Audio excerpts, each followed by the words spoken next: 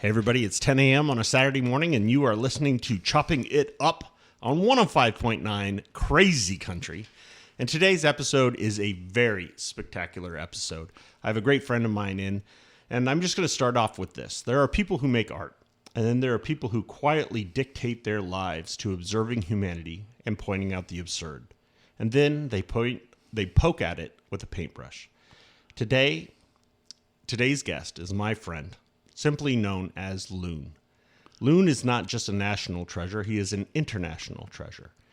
And if you had asked me as a kid what I hoped adulthood would look like, without becoming cynical, without losing wonder, and without losing humor, it looks a lot like him. His art, his cartoons, his illustrations point at men with too much confidence and not enough talent, dogs that somehow seem smarter than the humans involved, and somehow his work never feels cruel. It feels identifiable. It's timeless and beautiful, like a matte painting from a Disney film or fine art masquerading as an illustration. His art feels like Norman Rockwell crossed with the Far Side, because Loon's work does not just make people laugh, it makes people feel seen. And maybe that's why people all over the world connect to his work. He will doodle a friend while he's giving a speech with chaotic precision or illustrate a book about animals. His art may even end up on the Queen's bedside table. He is what I wanted to be when I grew up. More than that, he is a good man. Ladies and gentlemen, my friend Loon. Welcome to the show, Loon. Well, good morning, and this is an honor indeed. This is great. So let's just start with the very easy one. Loon. Where did this come from? How did you have a nom de plume where you usually, when you find out about your work, and I know right now we're talking on the radio and you are a visual presentation, Charles Schultz, Bill Watterson from the Calvin and Hobbes, Gary Larson from the Far Side, a humorist, right? You feel like where Norman Rockwell really collides with humor. So where did this start? Where did it begin? Where did the name come from? There's a lot of questions to begin with. I'm sorry about that. Keith, you're using a lot of big words here, a lot of big names. That I am deeply flattered that I might even be in the same context as people like Rockwell. Loon, my nom de plume, is you may not know it, may not recognize my accent as being Scottish. You're not from here. No, I live in Scotland. Yeah. And born in London, but bred in Scotland.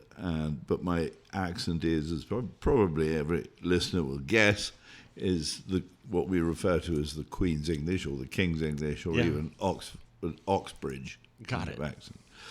So Loon is a Scottish colloquialism for a young boy. It comes from the northeast of Scotland, where I live. And I've had that nickname since I was 5 years old. Really? Yeah. I was brought up with another Alasdair. Alasdair is my...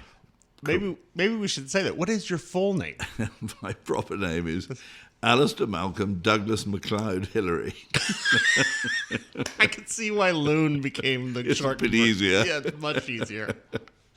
That's amazing. Yeah. So I was... my parents were pretty powerful people in their own right. My father was a great entrepreneur, and his sort of tenets of life was that laughter should be ever present, and whatever you're doing should be fun. He, as an entrepreneur, had a shot at all sorts of things, failed at most, but never lost his drive to have a go at things. Magnificent. My mother was a double Olympian at skiing, and so we were all brought up doing that like mad. Wow. And she was also an artist. She sang. She was the most wonderful person. She lived to 90. My father lived to 95. And I'm one of four, but sadly one of us was lost when I was 17 years old. my youngest sister was killed in a car crash, which my father was driving. And that was the most horrendous time to have to deal with in the family. But it's good to talk about it. Yeah. She was called Iona, and a lovely person. It's a beautiful way to keep people alive by saying their name and remembering them. I think about my father all the time and bring him up in conversation. It feels like he's in the next room. Yes. Well, I remember him too. He's a good guy. Yeah. I'm very lucky. Yeah. So you were raised in Scotland, of somewhat nobility, is that correct? Well, I suppose that there are connections that... I'm sorry to do this to you, but I wanted to know. If I was... I don't have a title or anything like that. No. But my great-grandfather was the Duke of Hamilton, the senior dukedom in Scotland. And indeed, rather interestingly, was the man that Rudolf Hess flew to go and visit when he was in 1942, I think it was. Yeah. And it was an abortive trip, which he finished up being imprisoned and remained in prison until, I think it was 1980 when he finally died. Really? In Spandau prison in Berlin. Wow. But he was trying to get through my great-grandfather into the aristocracy, because he believed that might be a way into the British government, that he could negotiate an end to the war or a capitulation for Britain. Really? And we still have, the family has his map and flying goggles and some of the memorabilia. Wow. Which he crashed in a field in Scotland, having run out of fuel. So that's an interesting part of it. See, that's why I wanted to have you on today, is because I feel like my best story that I have loaded in the gun, ready to tell a joke or tell a story, your worst story is probably better than my best story. I mean... God, you don't want to hear my worst story. No, I don't. So, what was it like growing up in Scotland? Yes. I started my life, in fact, in Sussex, down in England, when my father worked in Lloyd's of London. Really? And one morning, when I was 5 years old and my sister was 7 and my younger brother was about 1, he said, "Stuff this, I'm not going to bring my children up in England. Yeah. We're going to Scotland. And we're going to the Isle of Skye, which is where his side of our family come from." And my mother said, yes for Scotland, but no to Skye. Really? It's quite a remote part of the world, yeah. and it can be not the most hospitable of places, although it is beautiful. Bit nautical. But a little bit, yes. The Atlantic doesn't stop when it comes into crashing into the shores and the mountains. And so the compromise was we rented a house from great friends, Gordon Cummings, and it was a 52-room house. You grew up in a castle, is this what you're saying? Well, it was not a castle 52 as such, rooms. It was a kind of... it was built in 1666. And only 100 years before our country was formed. That's amazing. Amazing. Yeah, that was quite a thought. That is. I think about it all the time. I mean, we're going to celebrate our 250th anniversary as a country, which I've told my children, our country is 5 me's old. Right, that's it. It's not. And then when you bring that up, it's built in the 1600s. We don't even have we don't have anything in this country that's 1600. I mean, other than previous to us becoming a country. It's shocking. Well, yes, but on the other hand, what I love about coming here is that you are actually still living your history. You know, if you look at all the cowboy culture, yes. it's happening. Yeah. Mm-hmm. And I love to be a part of that. We don't have that. Correct. We've got heaps of stuff going back into the ancient past. And we swathe ourselves in tartan and leap around like mad Highland figures. Right. dancing or tossing cabers or whatever takes your fancy. Right. But no, I think it's something you should be proud of. It's a great, exciting place to be. I love that. I love what you said. We are currently living history. That's a fan. It's not something we're going back to. It's something that is still part of our culture. Yeah. So back to 52 rooms. Excuse me. Sorry about that. As you might imagine, 52 rooms was a tiny bit on the big side. Yes. For a family of 4 children and my parents. And so we cut it in half and let out one half in flats. We made flats out of those. And we lived in the other half. Only 25 rooms. Only 25 rooms. One of which was a ballroom, and one was a theatre. And so but there was nothing valuable in the house. All the paintings and furniture had been taken away. Right. So it allowed us to ride bicycles up and down the corridors. Oh, it's like The Shining, right? When they're staying in a hotel and they're just riding bikes throughout the hotel rooms. I mean, that's amazing. So we're also bringing our ponies in to the dining room, which was always rather... So you're painting a very specific picture. You're up in Scotland. You're riding ponies through the ballroom. Yeah. Well, yeah. Yeah. Yes. We didn't take the ponies upstairs. The ballroom was upstairs. Of course not. There were a few rules. This sounds wild. This is amazing. And the stairs were big enough that we had a carpet going up and down that had stair rods holding the carpet in place. So if you pulled out the stair rods, you could pull the carpet straight to form a toboggan run. And these sort of activities were all encouraged by my parents. And we had very little money. Yeah. And my father had started a caravan site, and that flourished, but it wasn't a big earner. His other enterprise was buying salmon from all the coastal netting and all the rivers. Yeah. And Scottish salmon in those days was a highly prized product, particularly when it was smoked. I mean, would sell for the same price as caviar does today. Wow. And in the early days, there was a restriction on how much money you were allowed to take out of the country if you went away on holiday, of £50. You weren't allowed more than that per person. Really? Yeah. I'm talking sort of early 60s. Yes. Yeah. So because of our great skiing background, Right.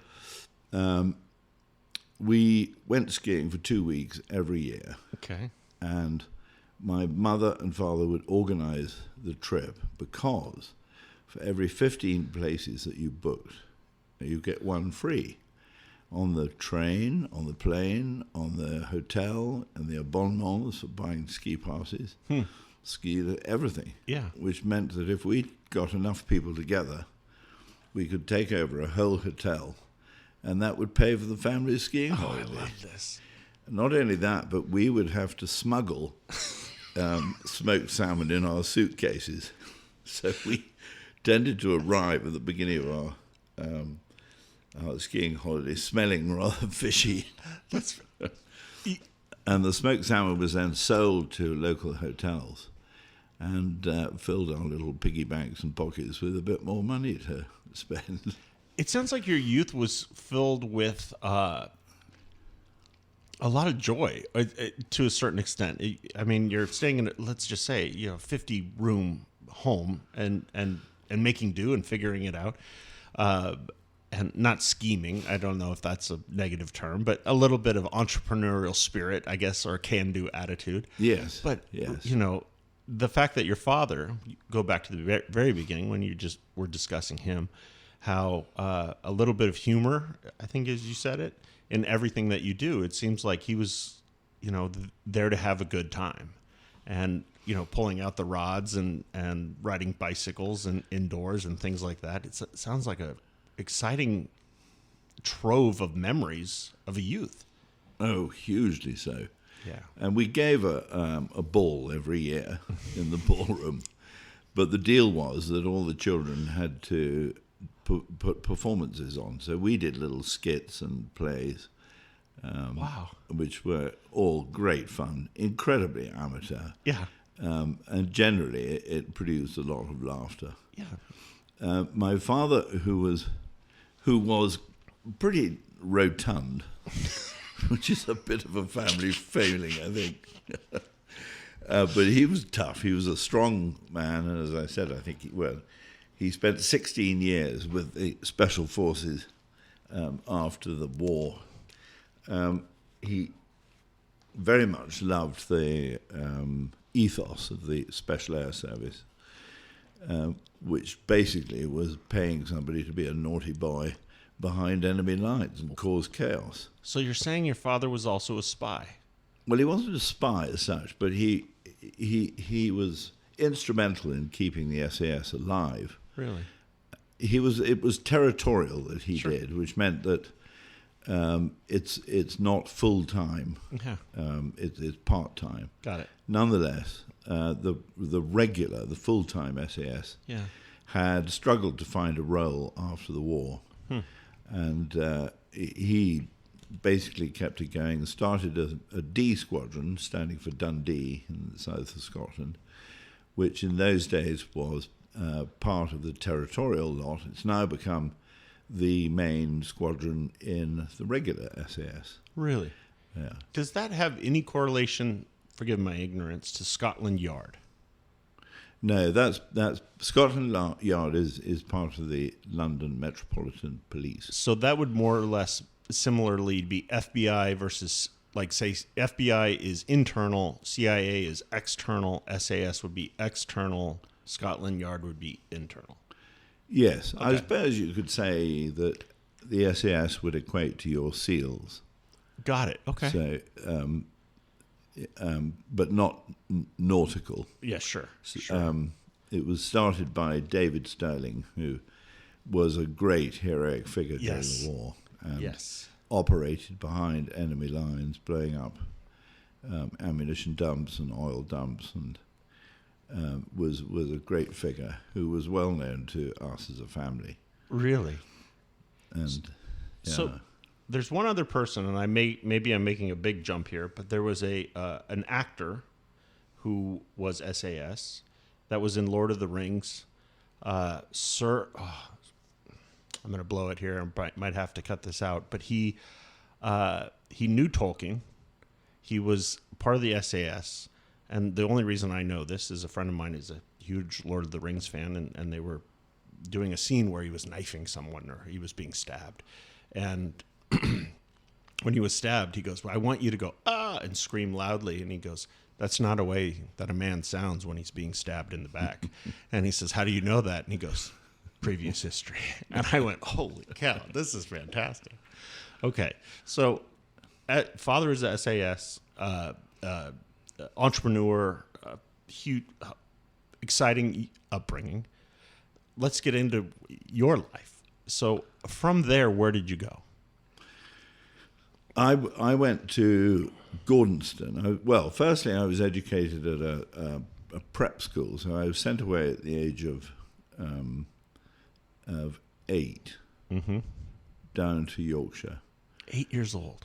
Yes, it was a little premature because I was expelled from my kindergarten. This is the interview of the most interesting man in the world. Okay, continue. This is great. Well, I don't think I can quite tell you what it was about. Quite all right.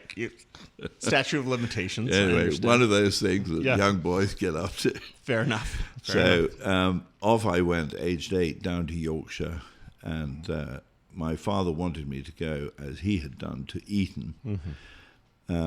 And it soon became evident at Aysgarth that I probably wasn't Eton material. And it was recommended that I went on the outward bound angle and way of education. And so Gordonston provided that very much. There was a lot of sailing, getting up early and going for runs and exercise, healthy body, healthy mind kind Right. of thing. And I thrived there. It was great. It sounds like you would have. Yes. Skiing and tobogganing down the stairs and riding bikes. Yeah, it makes sense. And so an opportunity arose when I was 14 to go to Timbertop in Australia as an exchange student for 2 terms. So aged 14, I went around the world by myself for 9 months. Really? And it's amazing to think of modern technology and communication now. Yeah. You know, the prospect of being out of contact with your family.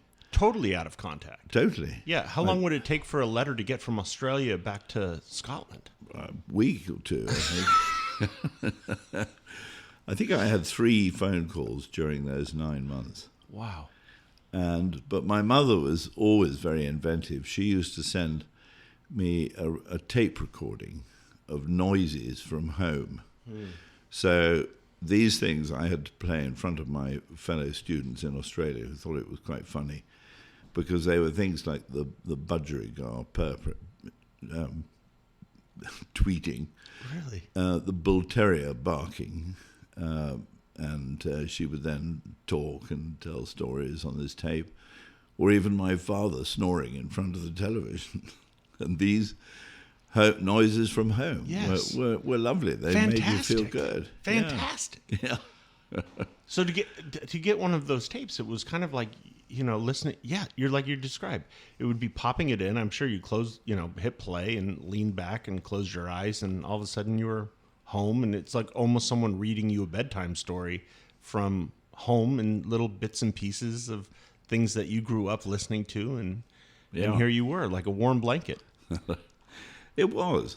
Beautiful. And Australia was a fantastic place to go in those days. Okay. Full of opportunity, and if anybody rolled their sleeves up and want to have a go at something, there were opportunities galore there. Really? So it felt I had to behave really well in order to get chosen to go. But once I got there, I'd let go a bit. The real Loon came out.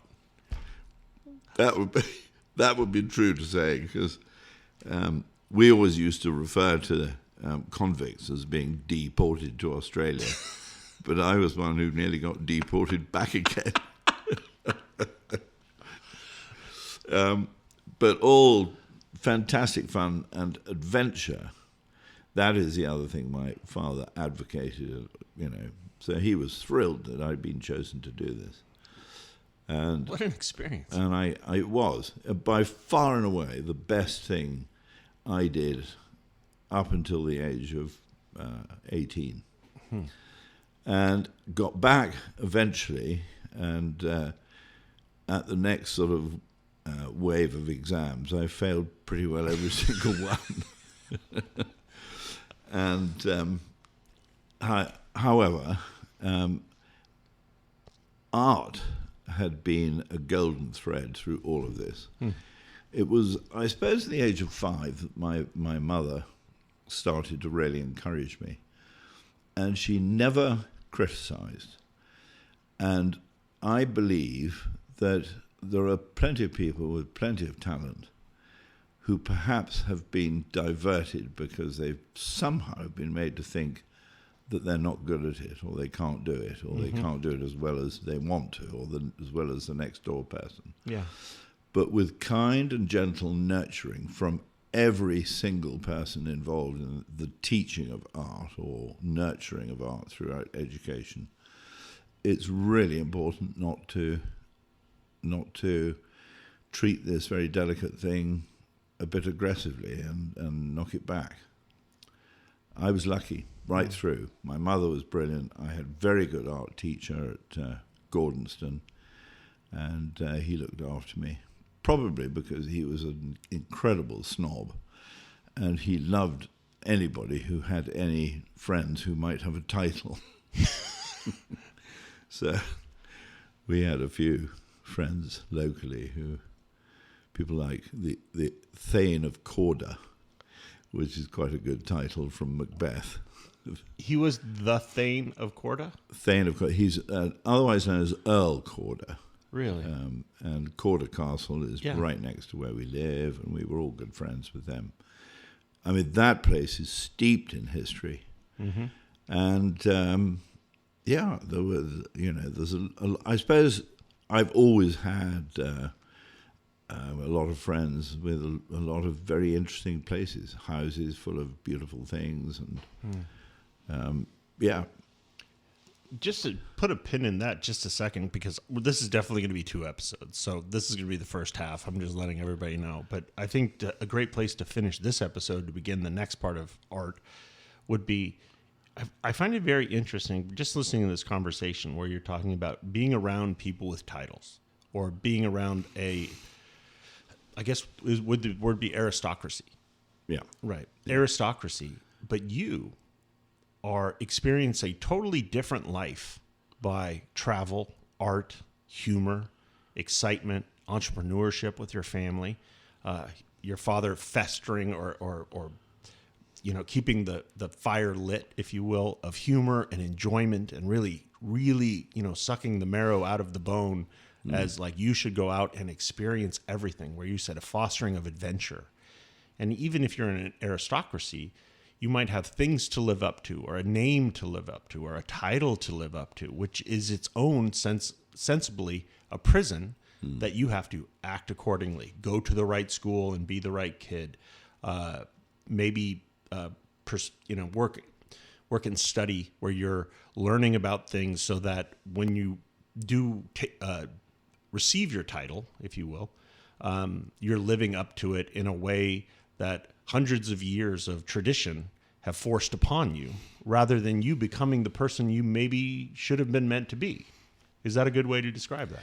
Yeah, there are definitely, I've got plenty of friends who've been born into a position that they can't get out of. Particularly one is Hugh MacLeod of MacLeod. He's the chief of the clan MacLeod, the 38th. And you kind of don't really want to be the one who throws it all into touch. But he can't. There are trusts and there are all sorts of historical things that he is bound by, and he can't get away from it. Yeah, what an incredible weight to be thrust upon you.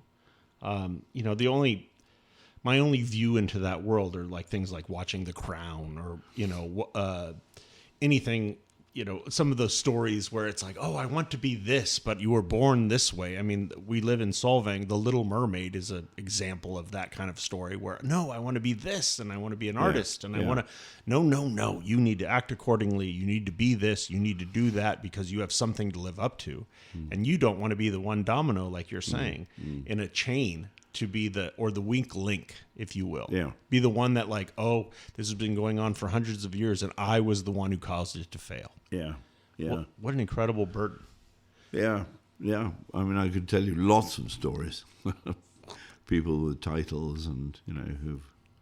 But what an exciting life, being able to dip your toe into that while still remaining free. Absolutely. And I suppose I don't appreciate it sometimes because it's... I think, talking about richness, I haven't got much money, but I'm probably as rich as anybody with experience. Absolutely. And the lifestyle that I've been lucky enough to have has given me, a bank of memories and experiences that I love to share with people. And it's now that I've got to 72 years old, I can pontificate and chew the cud with people and sit around the campfire and lap it up. Well, I think a good place to end this episode would be that thought process of, I know people that have a few commas in their bank account, right? And as they've gotten older in life, they realize that they had won that game, but maybe had lost the other one. And now spending an enormous amount of time and energy and expense to go out and have all of these experiences. And I'm lucky enough to be able to go out to lunch with a few people. And I say, well, if you were me at my age, what would you do? I ask that question constantly. And they go, go out and have more experiences. Go out and do the things. Go try things and maybe fail. Yeah. versus Yeah. put more commas, put more zeros behind your name. Yeah. And the best way I've ever heard it said was, "Do you love where you live?" And I said, "Yes." And they said, "Do you love your wife?" I said, "Absolutely." "Does she love you?" "Yes." "Do you have a good relationship with your children?" "Yes." And I was just kind of answering the question, yes, yep. He goes, "Well, what more do you want?" And I said, "Well, a few more zeros would be nice." He goes, would you trade any of that for more zeros?" And I said, "Absolutely not." And he goes, "Well, then you're doing the right thing. I wouldn't change a thing." So right now you're listening to Chopping It Up. We're going to chop this up into 2 episodes. And we are sitting here with the most interesting man in the world, Loon, a good friend. This is the end of episode 1, and we will be back next week with episode 2. Hey everybody, it's 10 a.m. on a Saturday morning, and you are listening to Chopping It Up on 105.9 Crazy Country with Keith Saarloos. And this is episode 2 of our very special guest, the most interesting man in the world, Loon, a artist, a man who grew up dipping his toe in the aristocracy, but also keeping enjoyment, adventure, fun, and art very much alive. So if you missed the episode 1, it is on, if you search on any podcast for Chopping It Up, Keith Saarloos, Saarloos, it will be right there waiting for you. But this is episode 2. So where we just left off, whereas your family was talking about art and excitement, we had a little bit of conversation about aristocracy, but also being the person you're supposed to be versus having the weight of expectation pushed upon you. Was that a good place? Yes. There we go. Let's begin. Well, if I dare, my father wrote his autobiography before he died, which was important to him. And it took us 10 years to edit it because it was so full of stuff that you couldn't really say. Right. And he was searching for a title for it and used the cry that his grandmother used to shout at him, which was, "Whatever you're doing, don't." Fantastic. And it's been a good way of looking at life or looking at career moves for all of us lot. It makes you think outside the box, thinking, do I have to do this or whatever? So, yeah. Do you feel, in that same vein, do you feel that culturally, Britain versus the United States, right? Britain seems to have, from friends of mine who are British, the tallest sunflower syndrome, where you don't want to grow too tall because everybody will take a whack at you. And but in America and the United States, where it's like, no, you want to grow as tall as you can and be a cowboy, right? Be out there, entrepreneurs. Those are the people we revere. Versus sometimes in Britain, it's like, no, this is your lot in life. This is what you're going to do. This is what your father did. This is what you're going to do. Do you think that's characteristically true, America versus Britain? It makes because you seem like you break the rule. That's the idea. We like breaking rules. Perfect. Rules are made to be broken. Yes. But in saying that, you do need to have a structure and a good solid template for working under. I was going to say something and I've forgotten what it was. Oh yes, Longfellow, the poet, wrote a rather wonderful poem called, Hiawatha, which I'm sure everybody knows. But he wrote another rather good one called Excelsior, which I can't recite word for word, but it's about the hubris of youth and how you strive for the very top and believe in every step you take as the youth climbs the mountain with carrying the banner of Excelsior. And he's offered places to rest on the way up, but he refuses it. He has to keep going. And he goes up and up, and lovely ladies offer him a nice breast to lie on and get a bit of comfort, and yet he refuses and keeps going, and eventually he arrives up in the glacier, and he keeps going until he dies. And they find him with his banner, still aiming for the top, Excelsior. And it's that's always been a sort of aspiration, I suppose. Mm-hmm. When it comes to art and painting and looking to achieve stuff, before I began doing this professionally, which is when I left the army, I spent 4 years in the Scots Guards. I went to see a guy who had a gallery in London and said, how would you advocate I structure my career? And one of the things he said was, whatever you're doing, don't allow yourself to become satisfied by what you've produced, because that will be the end. So there are always avenues that if you call yourself an artist, you should never be afraid of going to look down. Mm-hmm. And I've tried to practice that. I found that some avenues have worked well. For me, humor is the bit that clicks. And I've tried doing serious things, but it doesn't seem to work very well. Well, I guess that's a great question. So in your art, and as you're listening to this, we're speaking with Loon, who is an international treasure, I think is a good way to put it. But your art has a certain feel to it when I view it, right? And you creating something, I always think that's one of the scariest places you can be, because if you're creating any great art, number one, it can fail at any time. That's how I define art. If you're doing something that can fail at any moment, you're right in the pocket of creating art. One line too much, or you're playing a guitar and you miss a chord, you've failed in the art, right? But you can start again. You can begin again. But the whole process is creating something beautiful from start to finish where you're happy with it by the end, right? Do you consider your art are you a humorist first or an artist first? That's an interesting question. I think it has got to run hand in hand, because humor has always been my bedfellow, and so also has the desire to be able to create something that is visually attractive. Incredibly difficult. So I try to combine that, and I suppose I do it by, if I go and travel anywhere, I will paint scenery, landscapes, that I can then use in cartoons later.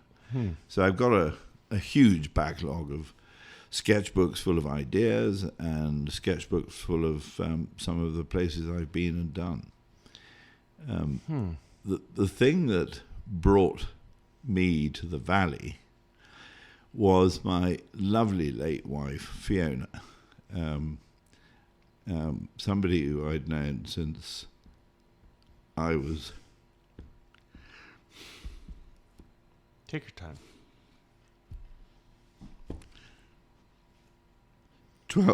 12 years old. She came here in her gap year as a friend of the Firestone family. And she fell in love with the place, and they all fell in love with her, and she fell in love with them. And it was a huge success. So we got married a few years later in 1981. And I said to her, how about we take a year and go and travel around the world? And I can doodle my doodles, and she can help and do stuff. Amazing. To which she replied, why not 2 years? Adventure. You married the right person. That's a partner. That's fantastic. That's a keeper. That is a keeper. So on our journey, we went to Spain, Sri Lanka, Thailand, Hong Kong, Nepal, Philippines, Australia, back to Hong Kong, and then finally to California. And we spent 9 months in the valley here, living on baseline, 3142 baseline, in a garage. And where you would have parked your car, we had a double bed. You are an adventurer. Fantastic. Oh. Well, we had a very simple little bathroom and a very simple kitchen. Yeah. But they were the happiest days of our lives. I rode with rancheros, visitadores, for the first time then, and absolutely loved that. And when that was done, we went home, bought a house in London. We had 3 beautiful children, 2 girls and a boy. And they've been out here. We all came back in the millennium. And I did a book launch for a book that I produced in 2015. No, but it must have been just before the millennium. Yeah. And we did a book launch here in Solvang, in the bookshop. Yeah, Book Loft. Yeah. World famous. Yeah. Well, that was fantastic, and Brooks Firestone helped with that. Yeah. And subsequent to that, I've also illustrated several of his books. He's a prolific writer. He is, very much so. I got to be in one. I think that's actually how we met. Indeed it was. Indeed. The Valley Animals stories. Fantastic. And you, Keith, were chased by a bison. I was. You? That's absolutely true. And then one day, where I entered your story a little bit is I got to sit next to you when Brooks was giving a speech. And I am a prolific doodler. To enter my story into this, when I was a child, I wanted to be a cartoonist. I loved drawing. I would draw in all the margins because I can't spell very well and I don't take very good notes. But if I listen and I draw, usually I'll retain it. And I was sitting in there and I saw this nice gentleman sitting next to me with a beautiful accent. When his friends started talking, immediately open a book and pull a pen on a magnificent piece because what I was doing while I was trying to act proper, right? And here you were and giving the green light, if you will, to a younger guy saying, oh, just whip open your book and start doodling. And it's perfectly okay. And just from me to you, throwing flowers in your direction as you catch a breath. I think Brooks Firestone's always been an example to me, and I think a lot of people in this valley. You are definitely along those same lines, and I can see why you two are such good friends. Because in America, maybe that's not the right way to say it, but to be tough, to be ready at all times, hardened, maybe. That's something I grew up with. That you got to work hard, you got to be hard, you got to be ready to make tough decisions at all times. And when I saw Brooks and met him and met you and quite a few other people, honestly, in the valley, romanticism is not a negative trait. Being in love with your wife, as you've stated, is a virtue. Being a hopeless romantic and writing, which I try to do a fair bit of. Why do I have a radio show? Same thing. Those are great virtues to have because the world needs more people that tell people that their art is beautiful and that they're out there trying to do things. And I've always really admired that about Brooks and yourself. And I could see why you guys are fast friends because, who writes a book about animals in the valley? Brooks Firestone. And if he can do that, man, maybe I should do something like that. It is truly a beautiful, you're planting trees that you might not know that you're sitting under the shade of, but having met you and Brooks and things like that, I think you've made a lot of young men or younger men try to do things that they really wish they would and take a swing at. So I wanted to say thank you for that. No, well, Keith, I was told when I was trying to decide what to do after I left school by an old colonel who had rather a pretty daughter I was chasing.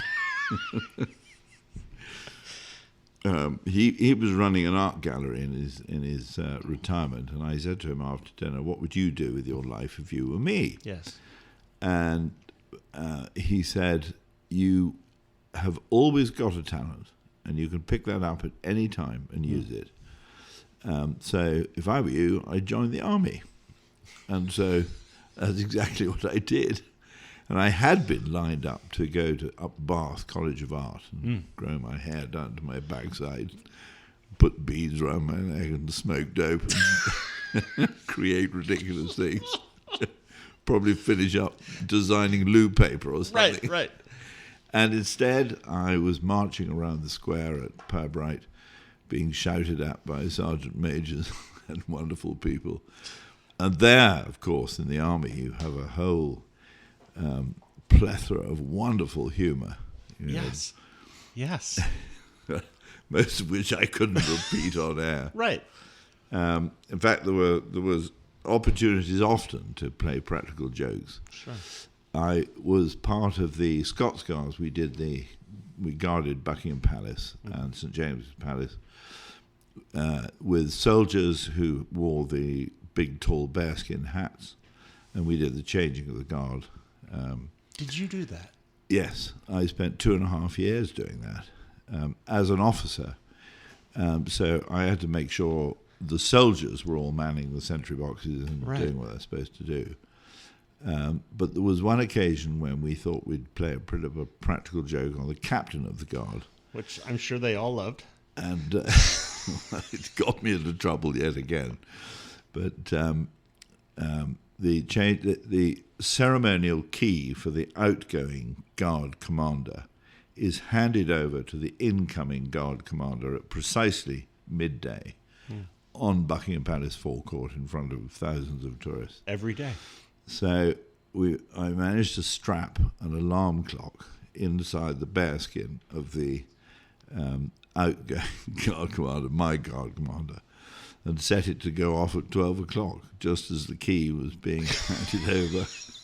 The bands were all silent, the tourists were all watching in silence, and off goes his bearskin, ringing like his anything. Hat? Yes. Inside his cap. Of course, there's nothing he could do to stop it. No. Fantastic. And so he went on with his head ringing with this noise until he was able to march off the parade ground and sort it out. So that got me a few extra pickets. So let's jump into the art. How would you describe your art? I mean, would you say illustrator? Would you say cartoonist? Because when you were just discussing creating beautiful backgrounds, and then that's an incredibly difficult thing to do, to tell a joke.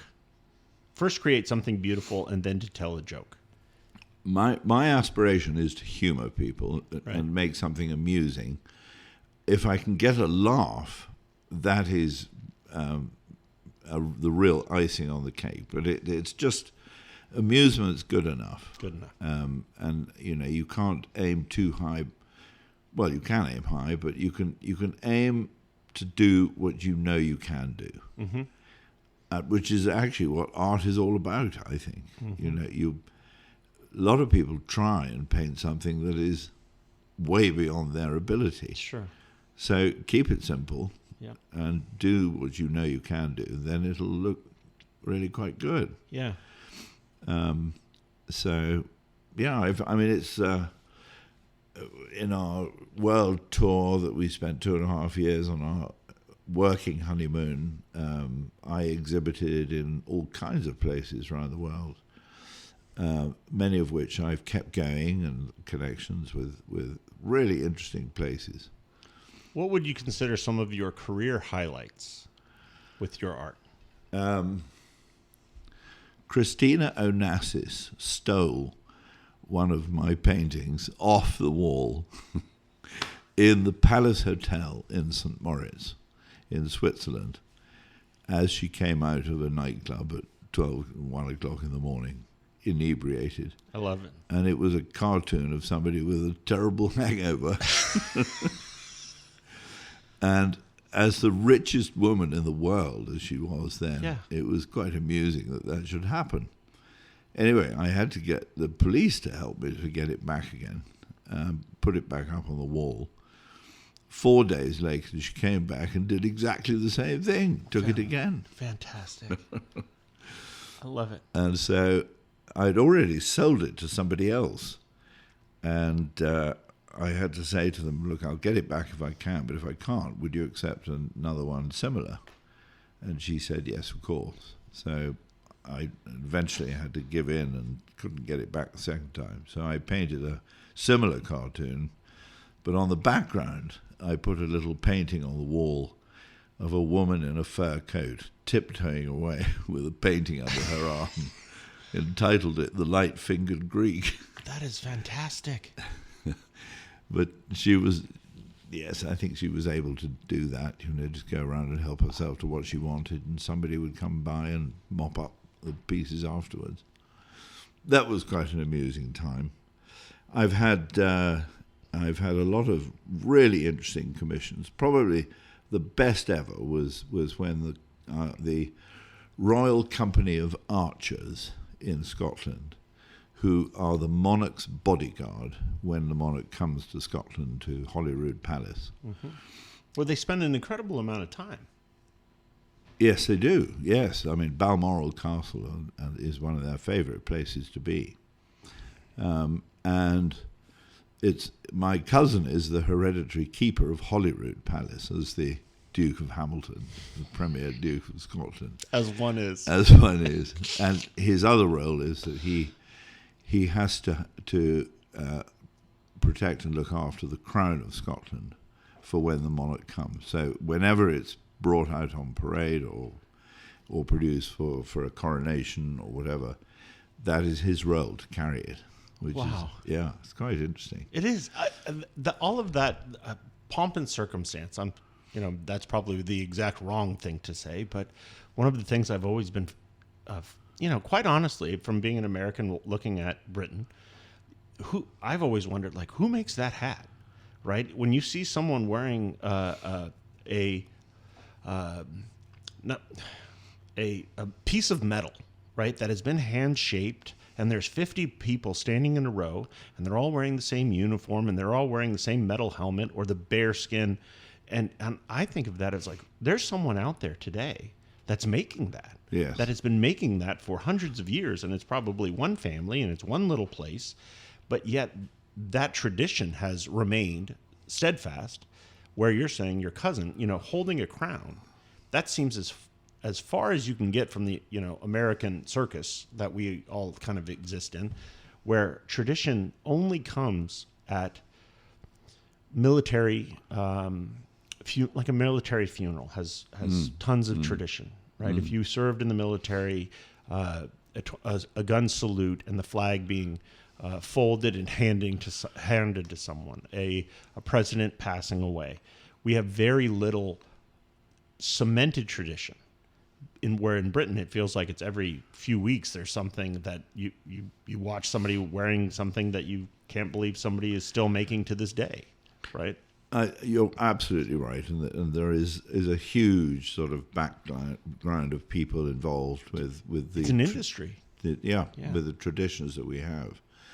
I didn't mean to derail you from your cousin moving the crown, but it's just there's probably a book on what he's supposed to do at all times.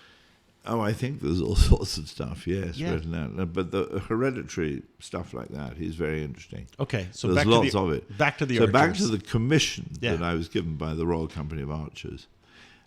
They wanted to give Her Majesty the late Queen Elizabeth a Diamond Jubilee present. Mm-hmm.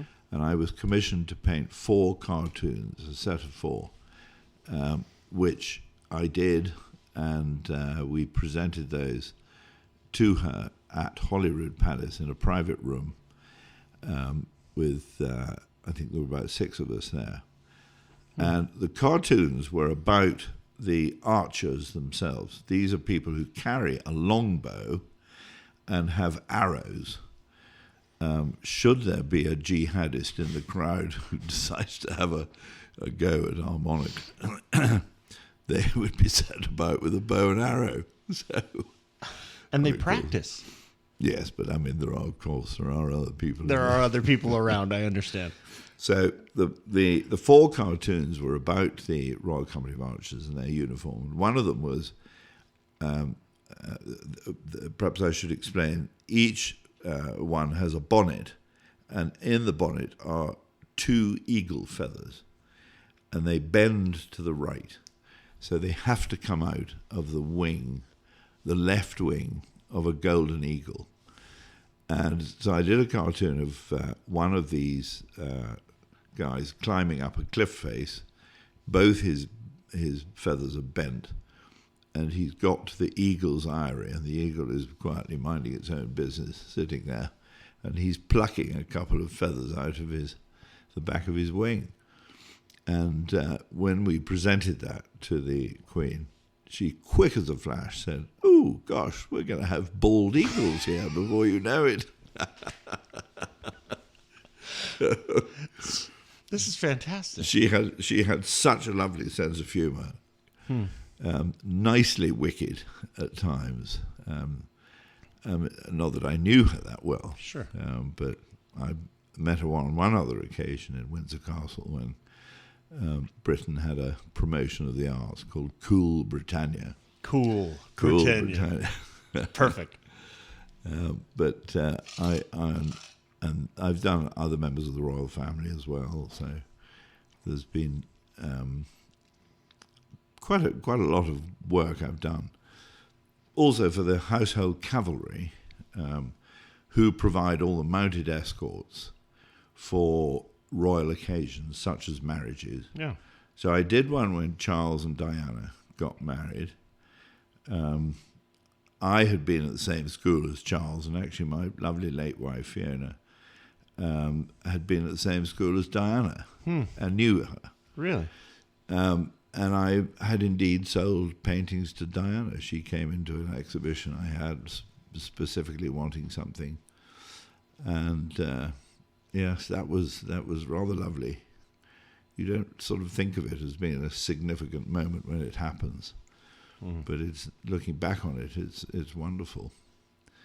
I also painted a picture for Princess Anne, for which she gave to the Queen for her golden wedding anniversary. And when I went to Windsor Castle, I said to her, "Your Majesty, you might remember that I did a painting for you."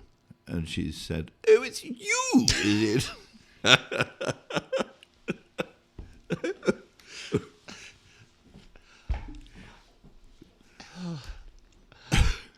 That's fantastic. And she said, "Yes, I have it by my bedside," which I was incredibly flattered with.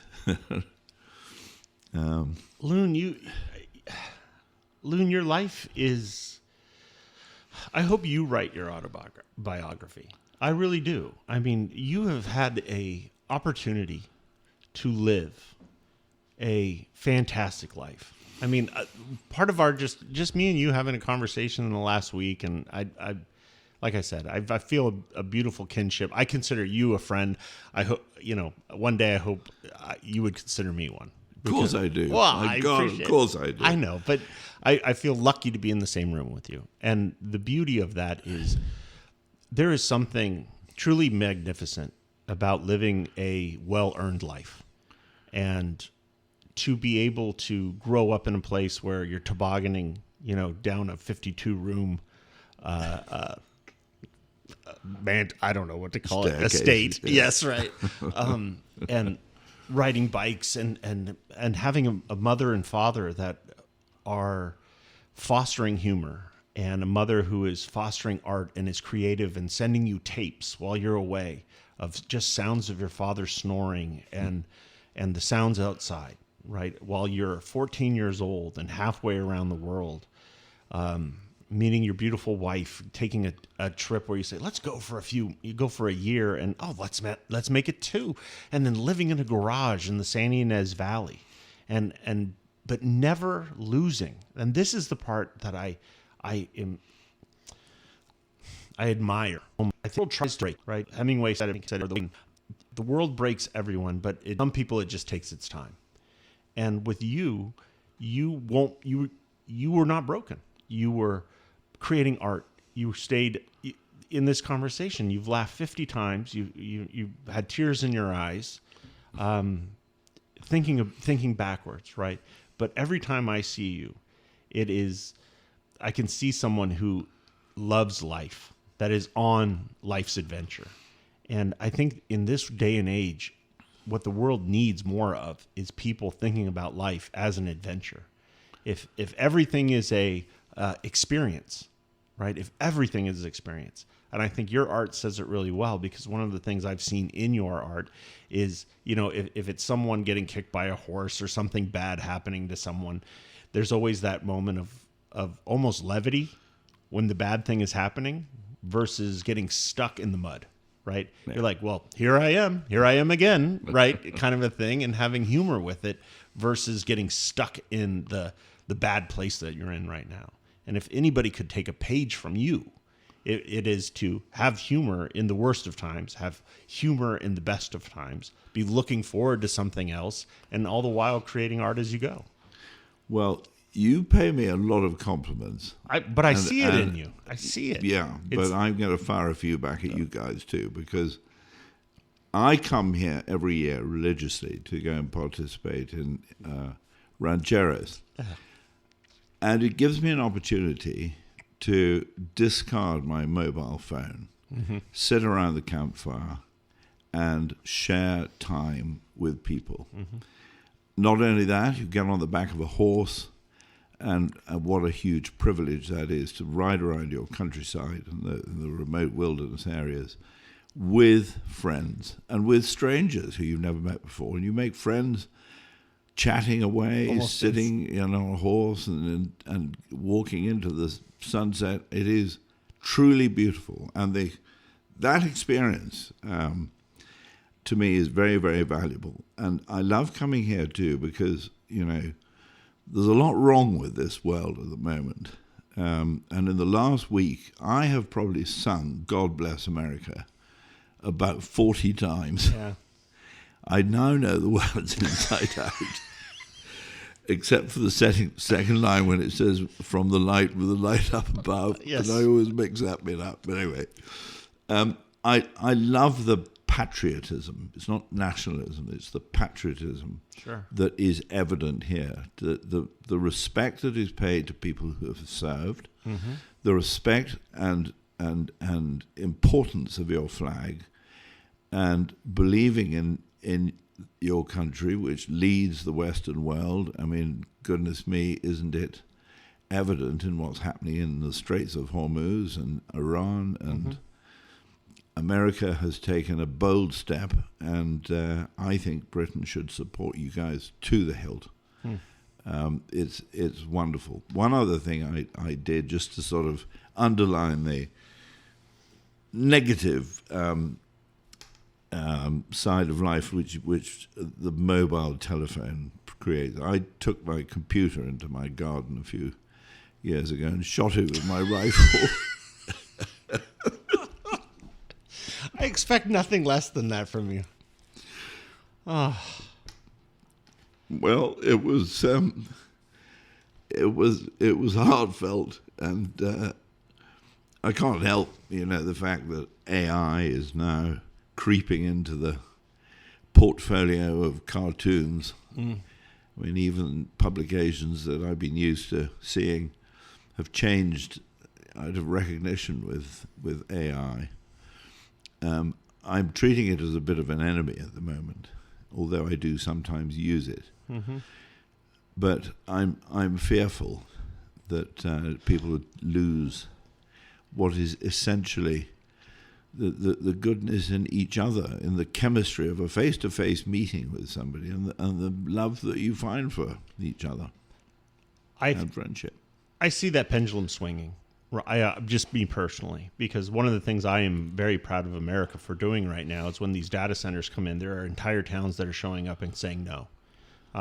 There are, I think, the pendulum with the youth that I see with my children, right? They value community. They value face-to-face. They value live music. They value going to the pub. Well, my daughter does. My son's a little young for that.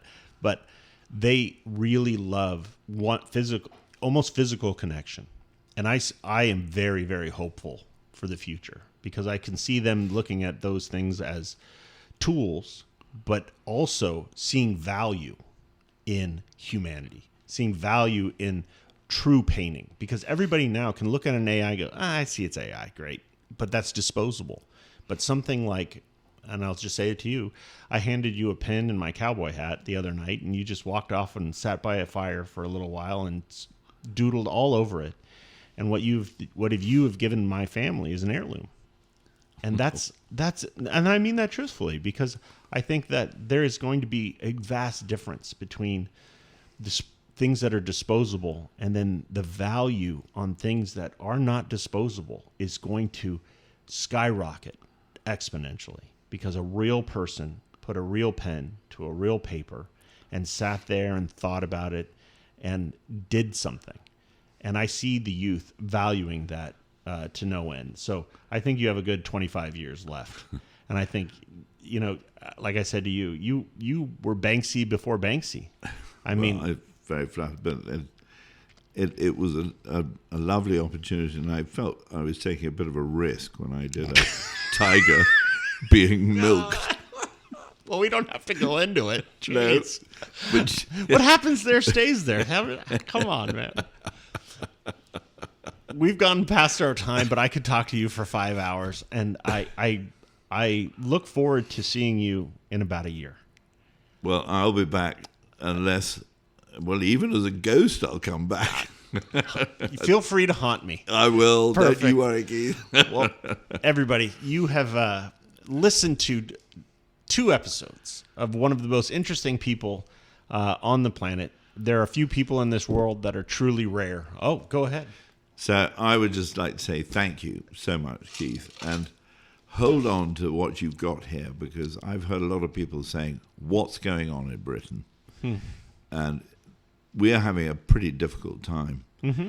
And I like the values that have a good moral compass that I'm finding here. And Britain is hopefully going to follow you guys for a bit. Well, you are cordially invited. If you ever need to find a place other than Britain to live, I think the San Ynez Valley would be very, very lucky to have you. Well, that's a lovely idea. I'd you like never it know. So, everybody, that you have been listening to Chopping It Up with our good friend Loon, who will be back in 1 year. I think he promised. We'll have him back on with more stories. This has been Chopping It Up on 105.9 Crazy Country. Back to your regularly scheduled programming.